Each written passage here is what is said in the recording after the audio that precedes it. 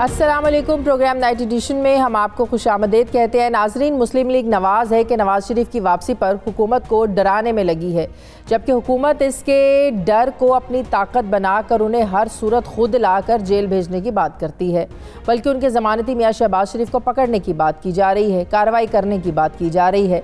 वफाकी हुकूमत ने बाकायदा अटॉर्नी जनरल को केस दायर करने के लिए हिदायत जारी की हैं। इससे पहले हुकूमत उन्हें एक इश्तिहारी मुजरिम करार देकर वापस लाने के लिए अदालत जाने का ऐलान भी कर चुकी है।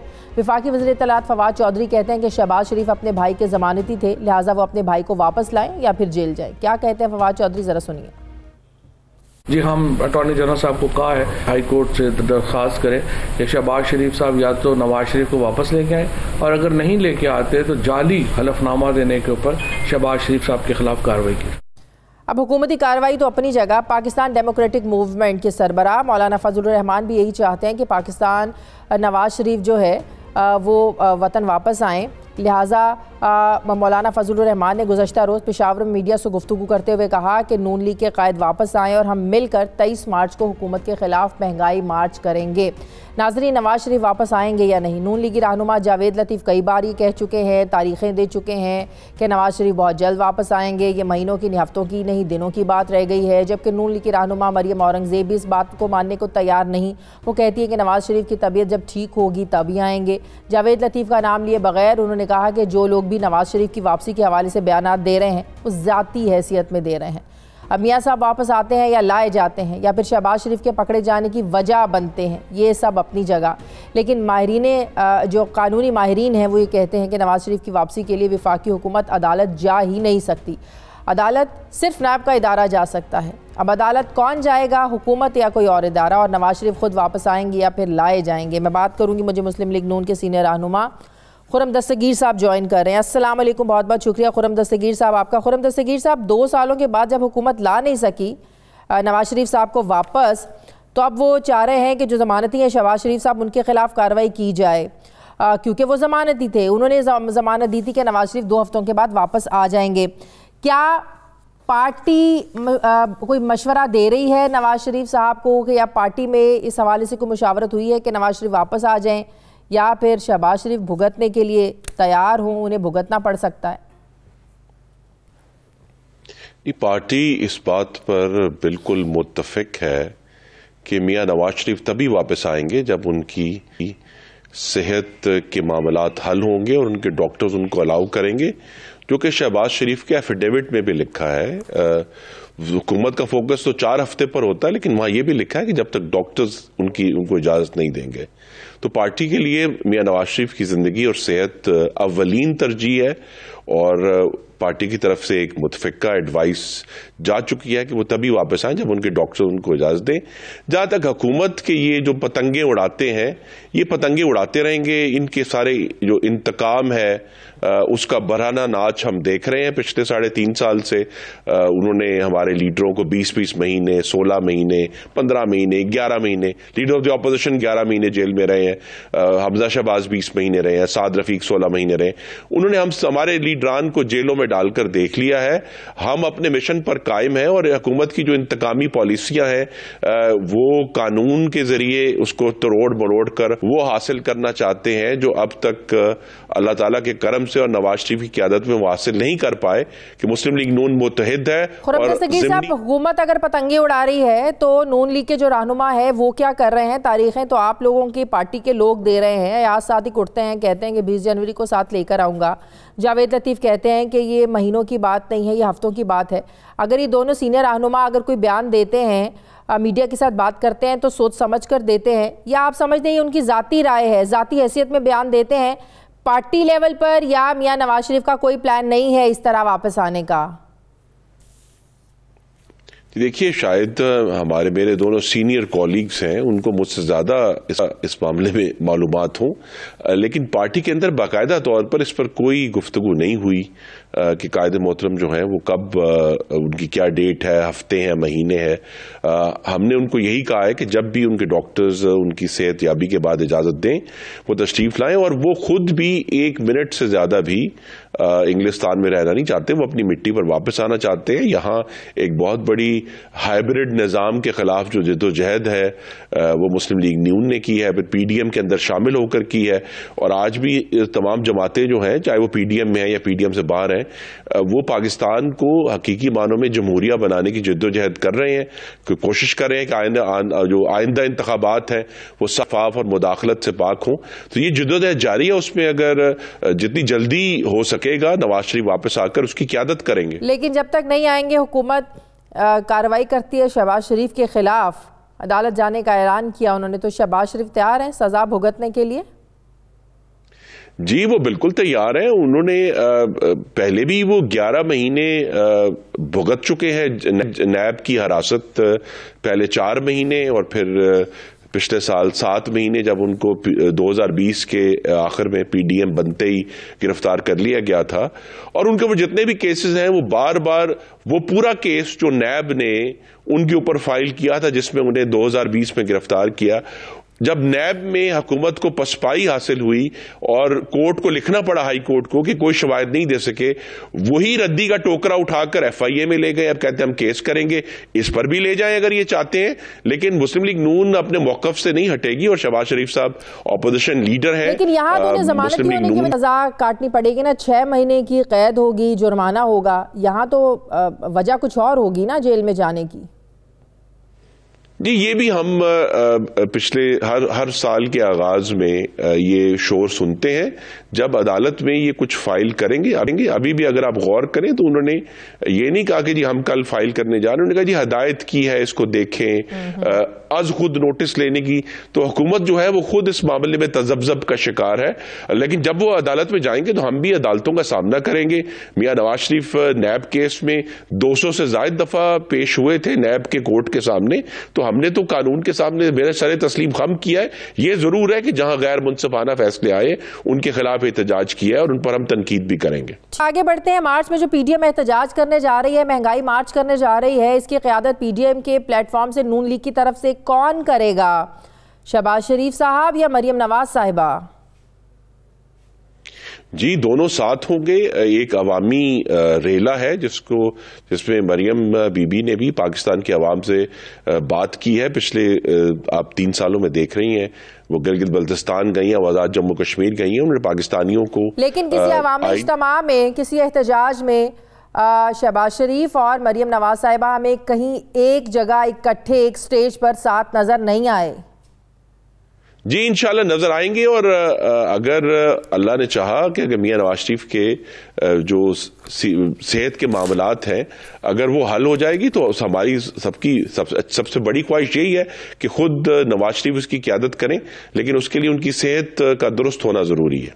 मियां नवाज शरीफ वापस आकर क़यादत करें, आप लोगों की ख्वाहिश तो हो सकती है, लेकिन कानूनी तौर पर भी देखना होगा कि अगर वो वापस आते हैं तो उन्हें सीधा जेल जाना पड़ेगा। जी देखिए उनकी जो उनको जो सजा है, उनके ऊपर जितने भी इस वक्त कानूनी मामलात हैं वो इंतकाम और नाइंसाफी पर मबनी है।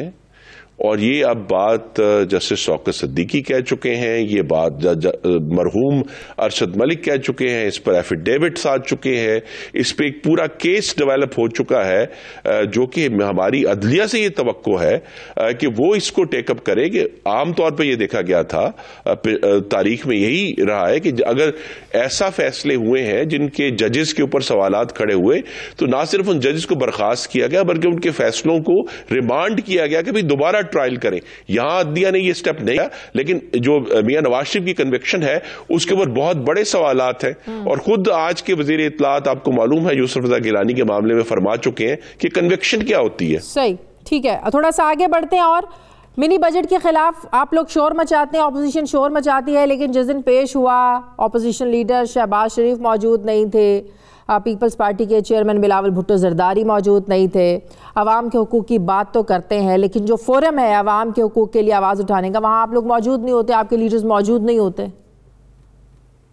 जी हम जो मेंबरान असेंबली मौजूद थे, हमने आपको मालूम है, आपके टीवी चैनल ने दिखाया भी कि भरपूर आवाज उठाई। और जब भी नेशनल असेंबली का सेशन दोबारा कॉल होगा इस हफ्ते के आखिर में या अगले हफ्ते के आगाज में, तो इंशाल्लाह मिनी बजट पर जो बहस का आगाज है वो leader of the opposition Shahbaz Sharif. लोग तो नहीं चाहते कि मिनी बजट मंजूर हो, रोकेंगे कैसे? क्या आप लोगों के पास प्लान है? हुकूमत के पास तो दूसरा रास्ता है कि वो तो ज्वाइंट सेशन बुलाएंगे, इसको मंजूर करवा लेंगे। आप लोगों के क्या पास क्या ऑप्शन है इसको रोकने के लिए?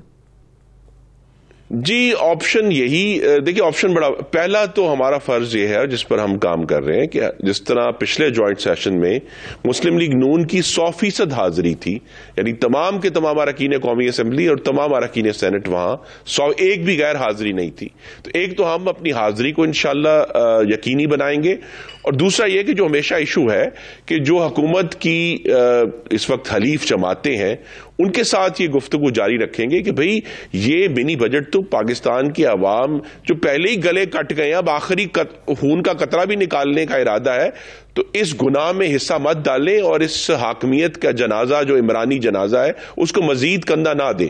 तो ये डिस्कशन जो इस वक्त भी जारी है और जब सेशन कन्वीन होगा तब भी जारी रहेगी, और वोटिंग तक हमें उम्मीद है कि अगर तो अवाम के वाकई खैर खा मौजूद है तो फिर हमें कामयाबी हासिल होगी। बहुत बहुत शुक्रिया। मुस्लिम लीग नून के सीनियर रहनुमा खुर्रम दस्तगीर साहब हमारे साथ मौजूद थे। मुझे ब्रेक ले लिए नाज़रीन, वापस आते हैं एक छोटे से वक्फे के बाद।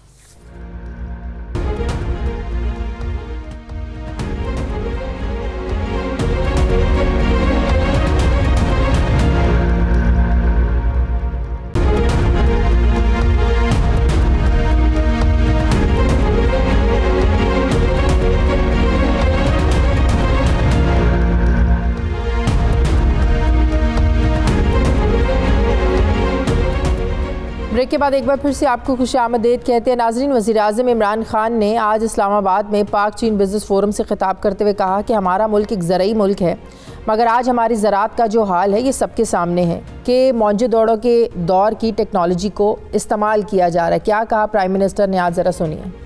हमारे पास एक अनटैप्ड पोटेंशियल है एग्रीकल्चर का। वही पुरानी मोहनजोदारो की टेक्निक्स अभी तक इस्तेमाल करते हैं पाकिस्तान में, जबकि चाइना की उनकी प्रोडक्टिविटी देखें वो किधर से किधर पहुंच गए।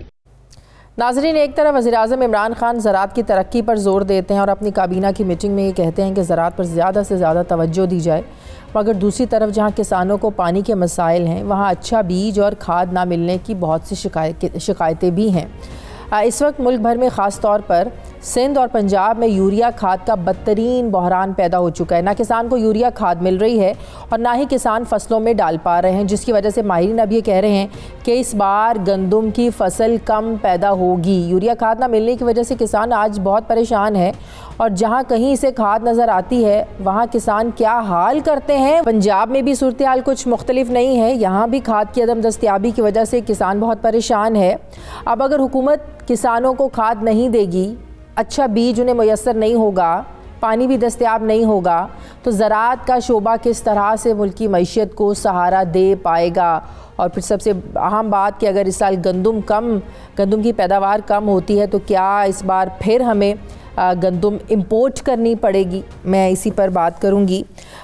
मुझे ज्वाइन कर रहे हैं चेयरमैन पाकिस्तान किसान इत्तेहाद चौधरी अनवर साहब। अस्सलाम वालेकुम, बहुत बहुत शुक्रिया चौधरी अनवर साहब आपका।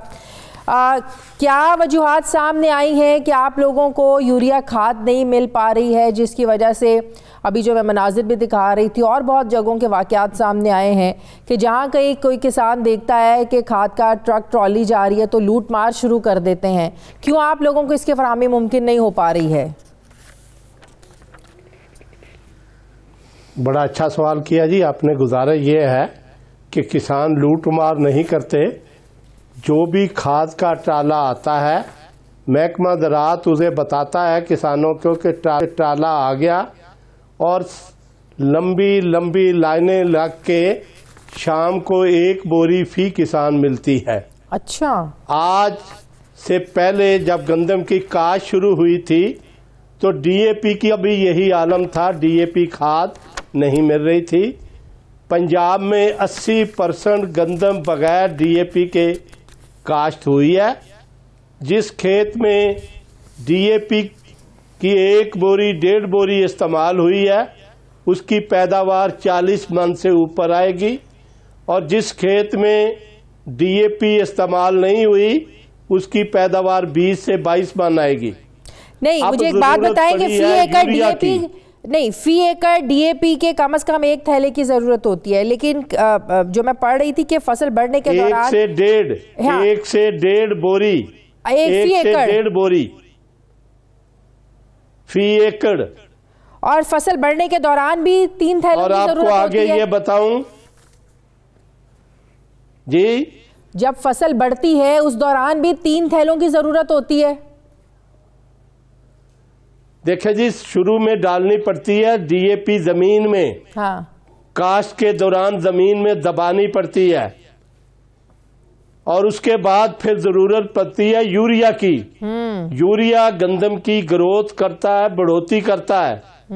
अब आ गई यूरिया की बारी। डीएपी आम पड़ी है मार्केट में, जितनी मर्जी ले लो। अब सही, जब जरूरत थी 1 बोरी नहीं थी मार्केट में, सही। अब यूरिया की जरूरत है।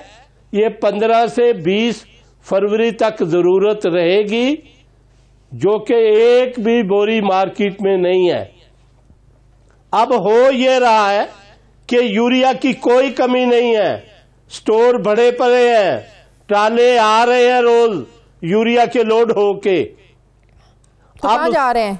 ब्लैक में यूरिया जितनी चाहो 2400 से 2500 में जितनी बोरी आपको चाहिए मिल जाती है। मतलब कि ब्लैक में 2400-2500 में मिल रही है, 70 रुपए है। हाँ, और जो असल रेट है वो 1700-1800 रुपए है। असल रेट 1800 नहीं, 1770 रुपए है सिर्फ। अच्छा, 1770 रुपए की यूरिया मिलती है। यूरिया बनाने वाली 3 कंपनियां हैं, सोना, एंग्रो, फातिमा, और जिनके प्लांट रोज लाखों बोरी तैयार होती है, लाखों की तादाद, हजारों की नहीं। इतने बड़े बड़े प्लांट है। आज महकमा ज़राअत भी मिला हुआ है, वो 5000 फीट टाले से अपने पैसे खड़े करता है और सिर्फ 200-300 बोरी तकसीम करता है। बाकी डीलर को बख्श देता है कि कल बेच लेना। अच्छा। ब्लैक में बेचना, हमारा दे दो। वो 5000 लेके चला जाता है, और जो इंतजामिया जिसमें एसी डीसी उनका अमला उनसे ज्यादा पैसे लेता है। मैं इनको सबूत के साथ बताऊंगा कि रोज कितने ट्राले बिकते हैं, रोज कितने पैसे इंतजामिया लेती है, रोज कितने पैसे महकमा ज़राअत लेती है। रोज मेरे किसान को दिन के टाइम डीलर पैसे लेता है, दिन की रोशनी में 2400 से 2500 रुपए फी बोरी, और रात के अंधेरे में कहता है कि आपके घर पहुंच जाएगी।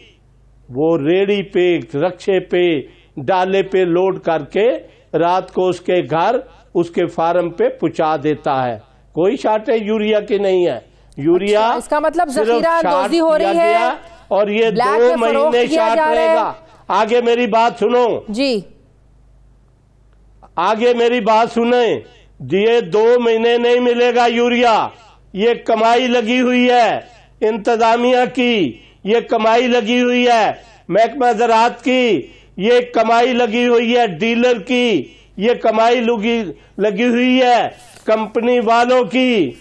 ये मेरा किसान लुट रहा है। ठीक है, असल मसला ये है कि वजीर ज़राअत लुट रहा है। जो सैयद फखर इमाम, जिनका काम है इन तमाम इश्यूज को एड्रेस करना, उन तक आप लोगों ने, जाहिर है ऐसा तो नहीं हो सकता उनके नॉलेज में ये बात ना हो। गुजारिश है, कभी एक वक्त था कि सैयद फखर इमाम बल्दियाती वजीर आजम थे, और बल्दियाती इलेक्शन हार गए थे, दूसरे दिन इस्तीफा दे दिया ज़मीर को जिंदा रख के। आज फखर इमाम वजीर ज़राअत है, मैं उनकी शान में गुस्ताखी नहीं करता। कोई एक बयान बता दो जो फखर इमाम ने दिया हो कि यूरिया शार्ट है, क्यों शार्ट है।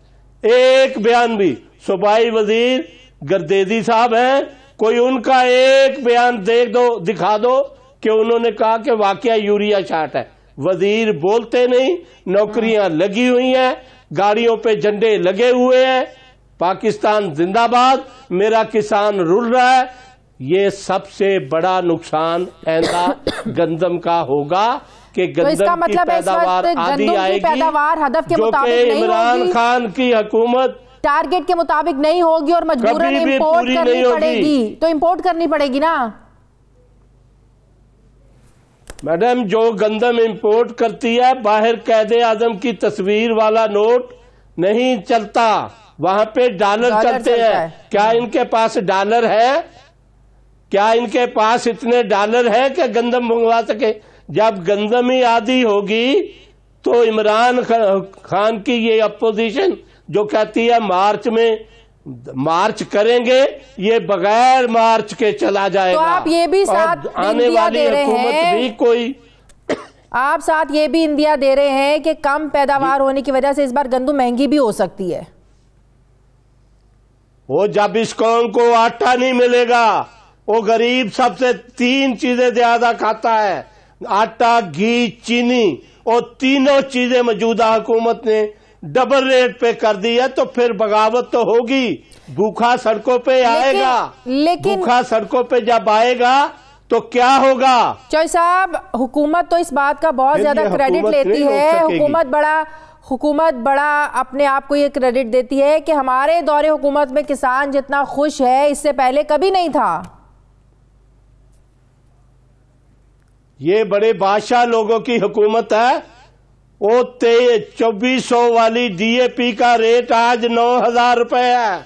वो 1300 वाली यूरिया का रेट आज जो कंट्रोल रेट है 1770 है, वो 2400-2500 में मिल रही है।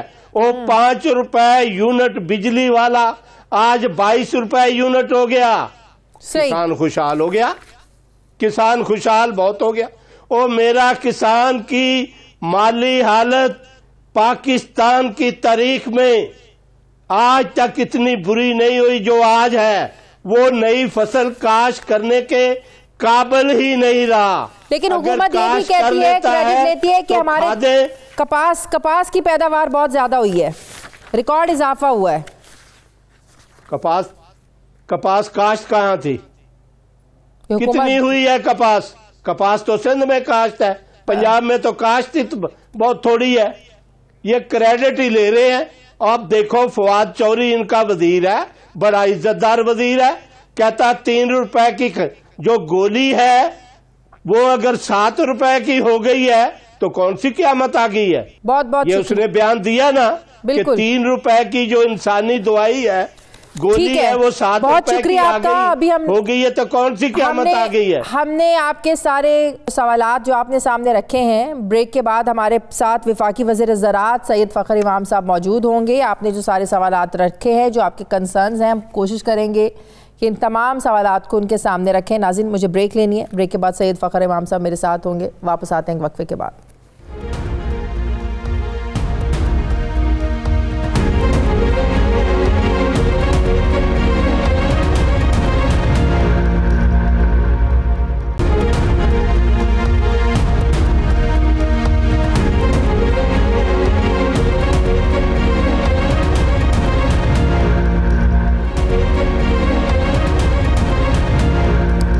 ब्रेक के बाद एक बार फिर से आपको खुशामदीद कहते हैं। वफाकी वज़ीर ज़राअत सैयद फ़खर इमाम साहब मुझे ज्वाइन करें। अस्सलाम वालेकुम, बहुत बहुत शुक्रिया फ़खर इमाम साहब आपका।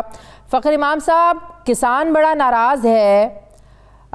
गंदम की काश्त के वक्त जो उन्हें खाद की यूरिया की ज़रूरत होती है वो कह रहे हैं हमें नहीं मिल रही है।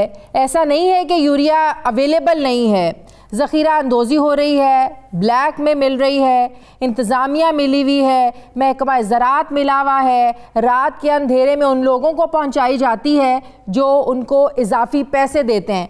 तो आप लोग तो हमेशा ये क्लेम करते हैं तहरीक इंसाफ की हुकूमत के जितना किसान आज के दौर में खुशहाल है, इससे पहले कभी नहीं था।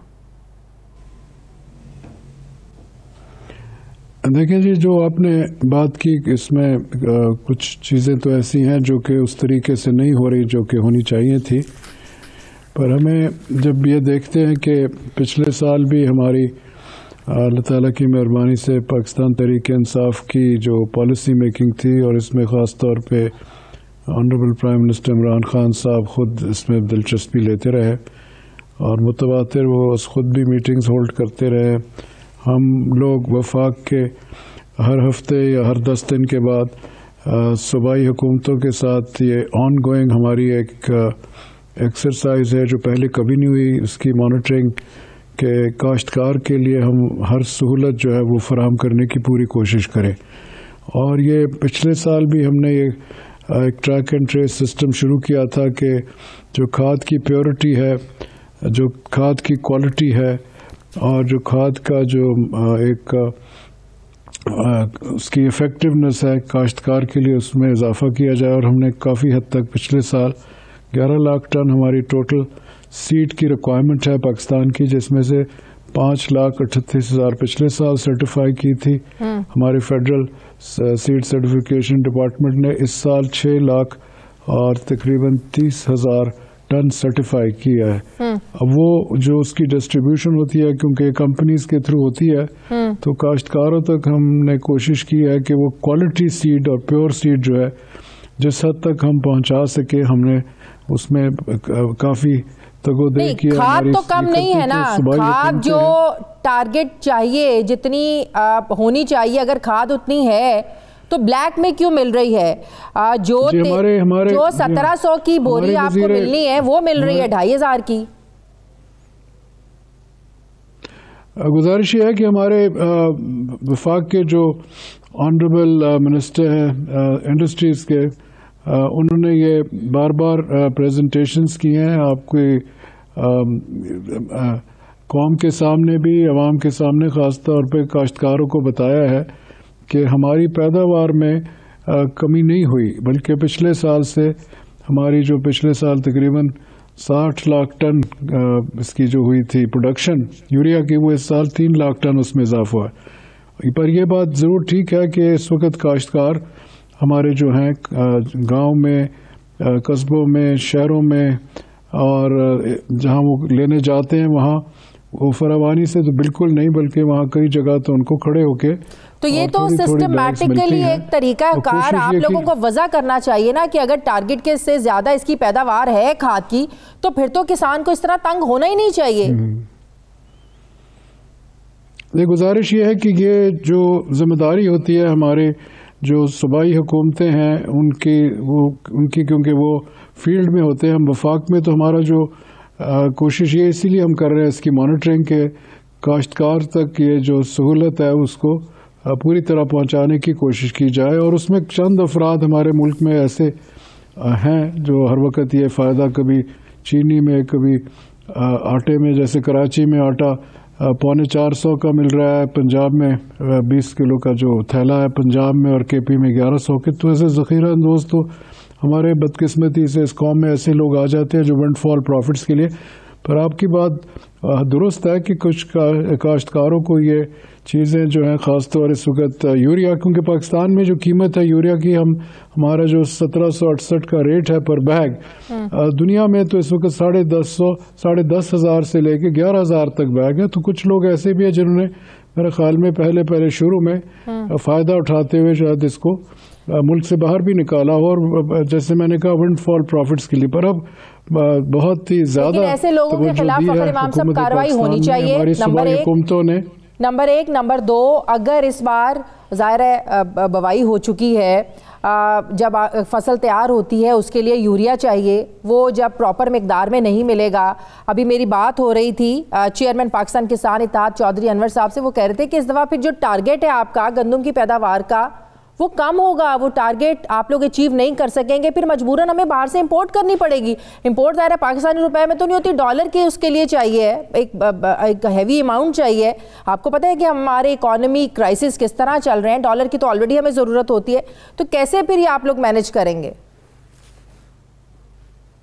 नहीं, मैनेज तो कोशिश पूरी की जा रही है, जैसे मैंने पहले गुजारिश की, जैसे हमारे जो इसके जिम्मेदार हैं हमारे साथी, उन्होंने पूरी इसके ऊपर एक प्रेजेंटेशन कई मरतबा कौम के सामने की है कि पैदावार में कमी वो कहते नहीं है जो हमारे इदाद शुमार हैं, पर वो जहाँ तकसीम का जिसको कहते हैं मैनेजमेंट या डिस्ट्रीब्यूशन, उसमें मसला बना हुआ है कि कुछ लोग, जैसे मैंने पहले कहा, और इसमें पकड़े भी गए हैं। अगले दिन बलूचिस्तान में काफ़ी टनेज में खाद पकड़ी गई है जो शायद वहाँ अंदरूने बलूचिस्तान नहीं इस्तेमाल हो रही थी, और उसको जो तहवील में लिया गया है। और हमारे जो वज़ीर सनत है वो कह रहे थे कि इसके ऊपर बड़ी सख्ती से देखा जा रहा है कि कौन वो लोग हैं जो इस किस्म के कारोबार में मुलव्वस हैं, और उनको इंशाल्लाह सख्ती से डील किया जाएगा, जैसे आपने कहा। और ये एक एडमिनिस्ट्रेटिव मसला है, ये इंतजामी अमूर का मसला है।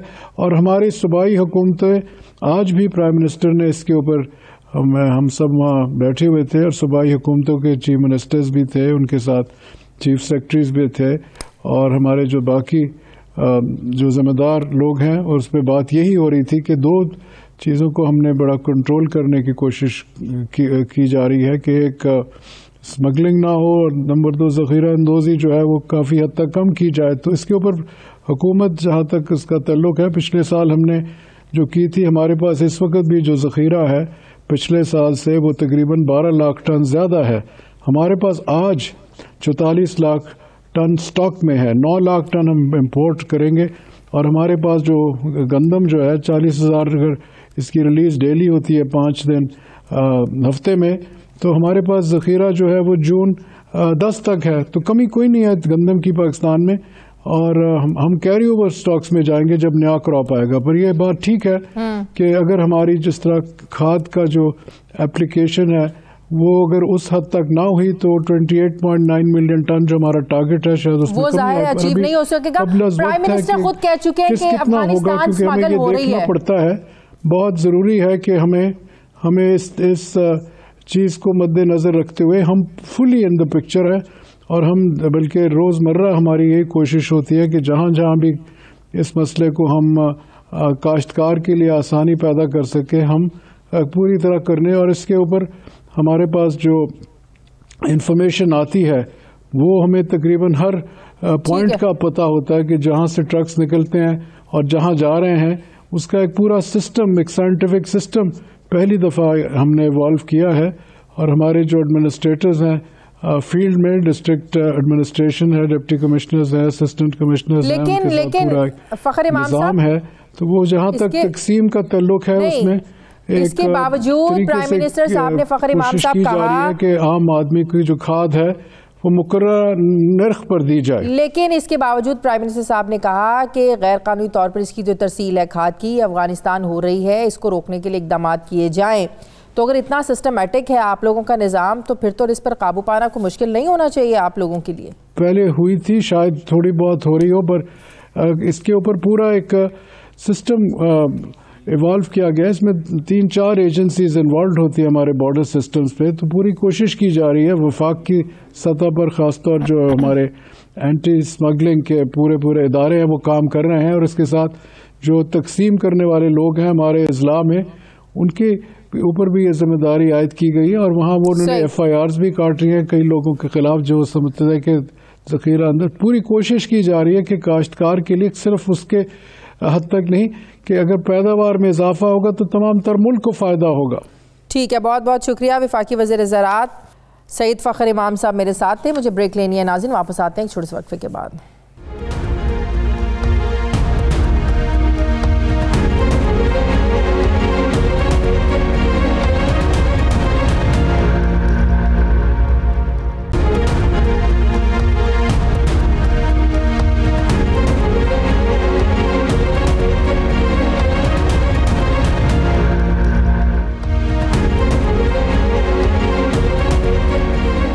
ब्रेक के बाद एक बार फिर से आपको खुशामदीद कहते हैं। नाज़रीन, पाकिस्तान में इस वक्त कोरोना की 5वीं लहर आ चुकी है और कोरोना का नया वेरिएंट ओमिक्रॉन लोगों को बड़े पैमाने पर मुतासर कर रहा है। इस वक्त कराची कोरोना की नई शक्ल ओमिक्रॉन का गढ़ बन चुका है, जबकि माहिरीन सेहत का ये मानना है कि कराची के बाद लाहौर का नंबर दूसरा है। NCOC की ताज़ा तरीन इत्तलात के मुताबिक इस वक्त मुल्क में कोरोना के मरीज़ों में इजाफा होने लगा है। गुज़श्ता 24 घंटों में कोरोना के 700 से ज़ायद मरीज़ सामने आए हैं और जो मुस्बत केसेस की शरह है इनमें 1.55% इजाफा हुआ है। सरकारी ज़राए के मुताबिक मुल्क भर में कोरोना वायरस की वजह से हलाकतों की तादाद 28,933 हो चुकी है, जबकि कोरोना के मजमूई केसेस 13 लाख के लगभग है और जिस रफ्तार से ओमिक्रॉन फैल रहा है, इससे यही खदशा पैदा हो रहा है कि कोरोना की जो 5वीं लहर है ये बहुत ज़्यादा बड़े पैमाने पर लोगों को मुतासिर कर सकती है। कोरोना की इस नई लहर से बचने के लिए जहां हमें मास्क के इस्तेमाल के साथ साथ बहुत ज़्यादा एहतियात की ज़रूरत है, वहीं कोरोना वैक्सीन लगवाने की भी अशद ज़रूरत है। कोरोना के फैलाव की रोकथाम के लिए हुकूमत और आवाम को मिलकर जो है ज़ाहिर है काम करना होगा। लेकिन इस 5वीं लहर से निपटने के लिए क्या हुकूमत कोई ख़ास इक़दाम उठा रही है? दोबारा क्या हम स्मार्ट लॉकडाउन की तरफ जा सकते हैं? मैं बात करूँगी, मुझे ज्वाइन कर रहे हैं वज़ीर-ए-आज़म के मुआविन खुसूसी बराए सेहत डॉक्टर फैसल सुल्तान साहब। अस्सलाम वालेकुम, बहुत बहुत शुक्रिया डॉक्टर साहब आपका। डॉक्टर साहब, इसमें कोई शक नहीं है, जिस तरह ओमिक्रॉन के बारे में हम सुन रहे हैं, ये जो डॉक्टर डिस्कस कर रहे हैं कि बहुत ज़्यादा ख़तरनाक लहर है, ये जो वेरिएंट है बहुत ज़्यादा डेंजरस है। आप हमें बता सकते हैं कि जिस रफ्तार से ये फैल रहा है, बाकी जो 4 अदवार हमने देखे हैं पिछले 2 सालों में कोरोना वेरिएंट के, ये उनसे किस हद तक ख़तरनाक है? वालेकुम अस्सलाम जी, बहुत शुक्रिया। पहले तो ये कि किसी भी वायरस के फैलाव में जो उसके ख़तरे का एलिमेंट है वो 2-3 मुख्तलिफ तरीक़ाकार से आ सकता है। एक तो ये कि उसके फैलाव की तेज़ी क्या है, यानी उसका डबलिंग टाइम कितना है, या वो एक से दूसरे शख्स से दूसरे से तीसरे में कितना तेज़ी से जाता है। ये ट्रांसमिसिबिलिटी कहलाती है। और ये वाज़ेह है कि इस वक्त तक जो मालूमात हैं उसके मुताबिक ये जो ओमिक्रॉन वेरिएंट है ये गुज़िश्ता वेरिएंट्स की निस्बत अपने फैलाव में कुछ तेज़ी रखता है। इसमें लगता है कि ये तेज़ी है। एक बात जहाँ तक एक और एलिमेंट होता है जो देखना है, जो वो ये है कि क्या जो जरासीम है अगर किसी को इन्फेक्ट कर दे तो उसको ज़्यादा सीरियस बीमारी कॉज करने का कितना चांस होता है, यानी मरीज के ज़्यादा बीमार होने का कितना चांस होता है। वो मामला इस वायरस के बारे में अभी कुछ बहुत वाजे नहीं है। कुछ लोग इसको माइल्डर डिस्क्राइब करते हैं, लेकिन मेरी कॉशन होगी कि इसको हम बिल्कुल माइल्ड ना समझें। उसकी वजह यह है कि अभी ग्लोबल अदाद शुमार भी सामने आ रहे हैं। पाकिस्तान में कैसे बिहेव करते हैं ये भी अभी वाजे होना है। और साथ साथ ये कि अगर जब फैलाव तेजी से हो, जिसको मैंने पहला एलिमेंट बोला, अगर फैलाव तेजी से हो तो बहरहाल अगर उसकी एक निस्बतन कम फीसद भी बीमार हो तो वो आपके हेल्थ सिस्टम के ऊपर बाहर का प्रेशर डाल सकते हैं। मतलब तीसरा जो एलिमेंट है सामने आई है डॉक्टर साहब, जो मैं समझ पाई हूँ आपकी बात से, कि इसका फैलाव जिस कदर तेज़ है उस रफ्तार से अगर हम देखें तो हेल्थ पर इफेक्ट उस तरह से ज़्यादा सामने नहीं आ रहा है। अब तक ये चीज़ें वाज़ेह हुई हैं, राइट? ये अब तक चीज वाज़ेह नहीं है। मैं ये कहूंगा कि जिस तेजी से फैल रहा है, अगर इसके नंबर्स इतने ज्यादा हो जाते हैं तो फिर हेल्थ सिस्टम के ऊपर, हमारे कौमी हेल्थ सिस्टम के ऊपर या दुनिया में किसी हेल्थ सिस्टम के ऊपर फिर प्रेशर आने का खदशा हो जाता है। इसका मतलब ये नया वेरिएंट अपनी शक्ल को, अपनी साख्त को तब्दील करके आया है। क्या वजह है कि सिंध में खुसूसी तौर पर कराची में इसके केसेस ज़्यादा सामने आए? 321 तादाद होगी है वहाँ पर, मैं आज पढ़ रही थी। जी देखिए, केसेस तकरीबन सारे मुल्क से ही हमें दिखे हैं। जहाँ कहीं भी टेस्टिंग हुई है इसके केसेस ज़रूर सामने आए। हाँ, बिल्कुल आपकी बात दुरुस्त है कि अभी तक निस्बतन कराची में जो तादाद देखी गई है वो अभी तक ज़्यादा है, लेकिन गुज़िश्ता वेव्स जो थी उसमें आपने देखा होगा कि जो यूके वेरिएंट था वो पहले शुमाली पाकिस्तान में ज़्यादा दिखा, फिर जो डेल्टा था वो ज़्यादा साउथ से नॉर्थ की तरफ आया, यानी पहले वो भी कराची में ज़्यादा दिखा। तो थोड़ा बहुत ये होता है कि ये कहाँ ज़्यादा इंट्रोड्यूस हुआ, कई दफ़ा उसकी वायरल ट्रांसमिशन डायनामिक्स का मामला होता है, कौन सी पॉपुलेशन कहाँ से आई, तो ये कुछ फैक्टर्स होते हैं। लेकिन इस वक्त इसमें मैं ये नहीं कहूँगा कि ये सिर्फ एक जगह तक महदूद है, ये सिर्फ कराची तक है, सारे मुल्क में है। जहाँ कहीं भी टेस्ट हमने किया है हमें ओमिक्रॉन वेरिएंट, चाहे इस्लामाबाद हो, चाहे लाहौर हो, चाहे कराची हो, दिखा है।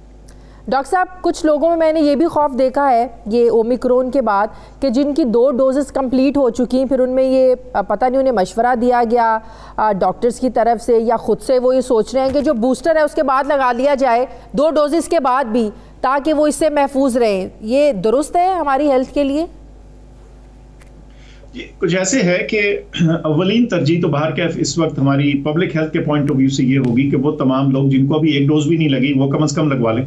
तो वो तो बिल्कुल निहत्ते खड़े हैं, उनको वैक्सीन की डोज लगना ज़्यादा ज़रूरी है। लेकिन दुनिया भर में देखा गया कि चंद महीने 5-6 माह गुजरने के बाद ये कयास किया जाता है, ख्याल किया जाता है कि इम्यूनिटी जो है, जो कुव्वत मुदाफ़ियत है, उसमें कुछ कमी वाक़ई होती है। उस कमी को पूरा करने के लिए या अपने इम्यून सिस्टम को याद दहानी करवाने के लिए कि आप तैयार रहें, कई दफ़ा लोग एक इजाफी डोज जिसको बूस्टर का नाम दिया जाता है लगवाने की रिकमेंडेशन दे रहे हैं। हमने भी कुछ हफ्ते पहले ये कहा कि जिन लोगों को 6 माह से ज़्यादा हो चुके हैं आखिरी डोज को और उनकी उम्र 50 साल से ज़्यादा है या उनका क़ुव्वत मुदाफ़ियत कमज़ोर है किसी वजह से, कैंसर कीमोथेरेपी या दीगर कोई वजह, या वो हेल्थ केयर वर्कर हैं जिनका एक्सपोजर बहुत ज़्यादा होता है, इन 3 सूरत हाल में और 6 माह से गुजर चुके हों वक्त ज़्यादा, तो वो लगवा लें। आज से हमने इसकी इजाज़त दे दी है कि 30 साल से ज़्यादा की उम्र के अफराद जो हैं अगर उनको 6 माह से ज़्यादा हो गए तो वो एक इजाफी डोज लगवा सकते हैं। लेकिन मैं फिर कहता चलूँ कि ये एक एडिशनल स्टेप है। असल तरजीह हमारी बाहर के वो लोग हैं जिनको सिरे से वैक्सीन लगी नहीं, पहले तो उनको आगे आना चाहिए। तो कितने नंबर्स हैं अभी तक, हमने कितना टारगेट अचीव किया है डॉक्टर साहब लोगों को वैक्सीन लगाने का? ये वैक्सीन में हमारी अच्छी हमें प्रोग्रेस आई है। देखिए अब तक जो कुल डोजेज हैं 158 मिलियन यानी 15.8 करोड़ जो हैं डोजेज लग चुकी हैं। अगर हम इसको और तरह से देखें तो जो हमारी पॉपुलेशन है जो 12 साल से उम्र जिनकी ज़्यादा है उनकी 47% पॉपुलेशन को मुकम्मल वैक्सीनेशन लग चुकी है। लेकिन इसका ये भी मतलब है कि अभी आधी पॉपुलेशन 12 साल से ऊपर की जो है वो बाकी है, उनको वैक्सीनेशन लगनी है।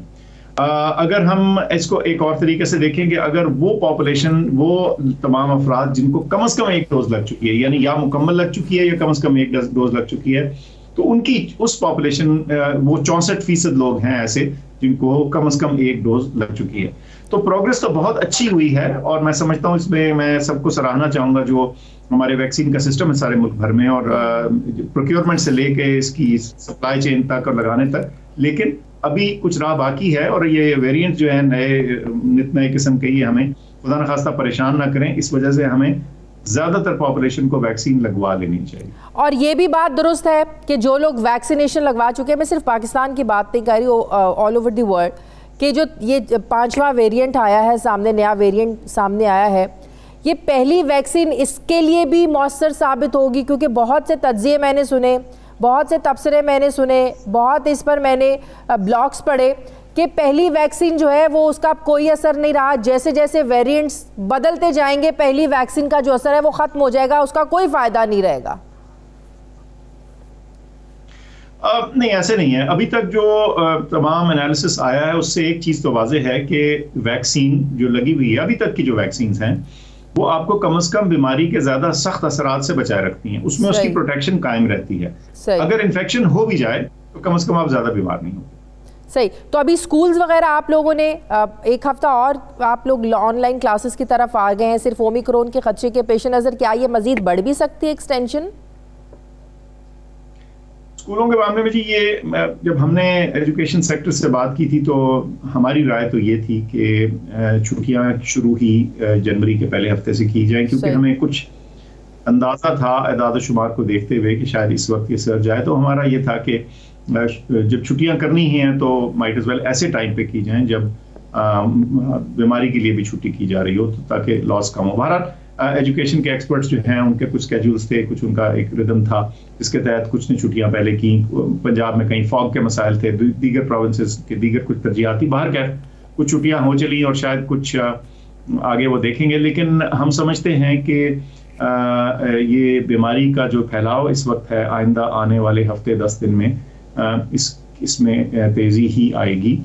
इतना कितनी देर चलता है और कितना ऊपर जाता है और खुदा न खास्ता हेल्थ केयर सिस्टम पे इसका दबाव आता है, नहीं, ये सिर्फ आने वाले दिन बताएंगे। सही। सर आखिरी सवाल डॉक्टर साहब, हेल्थ कार्ड कितने लोग इससे जो है ना वो इनको मिल चुका है, इसका थोड़ा सा बता दें। लोग बड़ा कन्फ्यूजन में है कि हेल्थ कार्ड मिलेगा, क्या फैसिलिटेशन होगी उनके लिए, किस तरह लोगों को उससे फ़ायदा होगा, इस बारे में थोड़ी सी डिटेल्स डॉक्टर साहब हमारे साथ शेयर कर लें।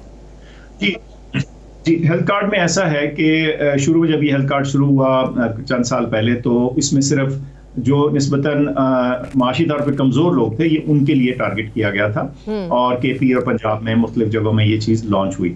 लेकिन गुज़िश्ता साल खैबर पख्तूनख्वा में उन्होंने एनालिसिस करके फैसला किया कि ये सारी पॉपुलेशन को, यानी हर वो शख्स जो खैबर पख्तूनख्वा का परमानेंट शहरी है जिसके परमानेंट एड्रेस NIC पे KP का लिखा हुआ है, वो इसमें एलिजिबल होगा।